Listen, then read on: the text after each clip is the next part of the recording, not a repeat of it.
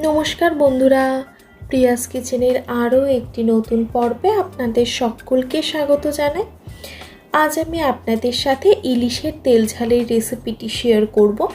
ताहले चलुन एबार रान्नाटी शुरू करा जाक। इलिशेर तेल झाल बानानोर जोन्नो आमी प्रथमे इलिश माछटा मैरिनेट करे नेब। जार जोन्नो निये नियेछि 4 पिस इलिश माछ।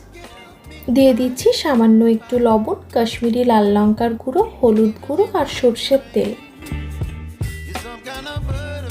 এখন মশলা মাছের গায়ে ভালোভাবে মাখিয়ে নিচ্ছি।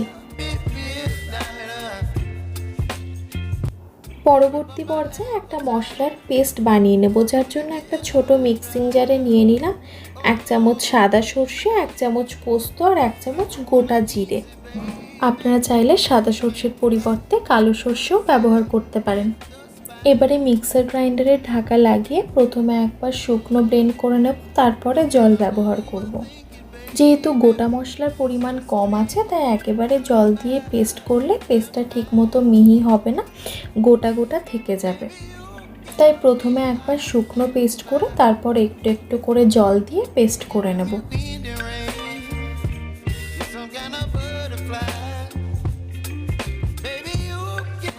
দিয়ে দিচ্ছি 2টো কাঁচা লঙ্কা, সামান্য একটু লবণ আর একটু জল।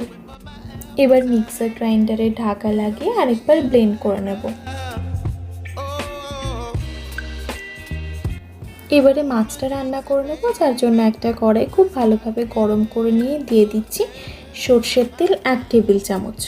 তেল খুব ভালোভাবে গরম হয়ে গেছে, তাই দিয়ে দিলাম 1/4 চামচ কালো জিরে আর 2টো চিড়ে নেওয়া কাঁচা লঙ্কা।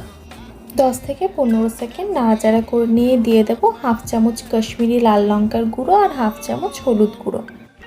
গরম তেলের ওপর ডাইরেক্ট কাশ্মীরি লাল লঙ্কার গুঁড়ো আর হলুদ গুঁড়ো দিলে গ্রেভির কালারটা খুব ভালো আসে, তবে এই সময় মশলাটা পুড়ে যাওয়ার একটা চান্স থাকে। তাই জন্য 10 সেকেন্ড মতো নাড়াচাড়া করে নিয়ে দিয়ে দিচ্ছি আগের থেকে করে রাখা সর্ষে, পোস্ত, জিরে আর কাঁচা লঙ্কার পেস্টটা।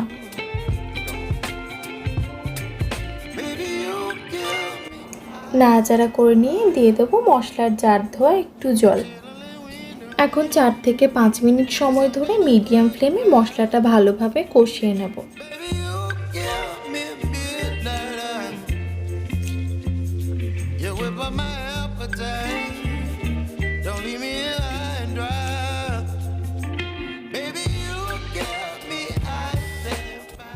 দিয়ে দিচ্ছি স্বাদ অনুযায়ী লবণ।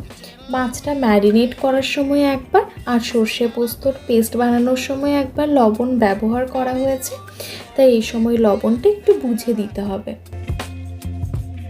দিয়ে দিচ্ছি আরও কিছুটা পরিমাণে গরম জল।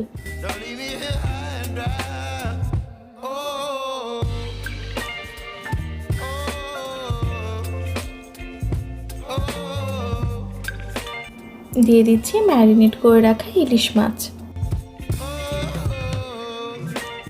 মাছগুলোকে একবার উল্টে দিচ্ছি, তারপর লো হিটে ঢাকা দিয়ে রান্না করে নেব এক একটা দিক 7 থেকে 8 মিনিট করে। এবারে অপর দিকটা উল্টে দিচ্ছি।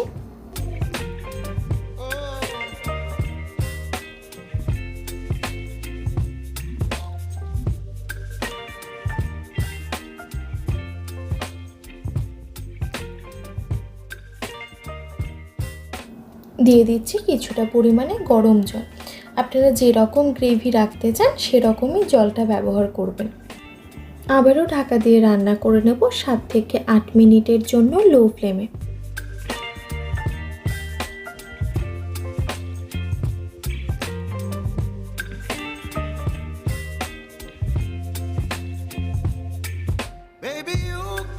দিয়ে দিচ্ছি 2টো কাঁচা লঙ্কা আর 1/2 চামচ মতো চিনি।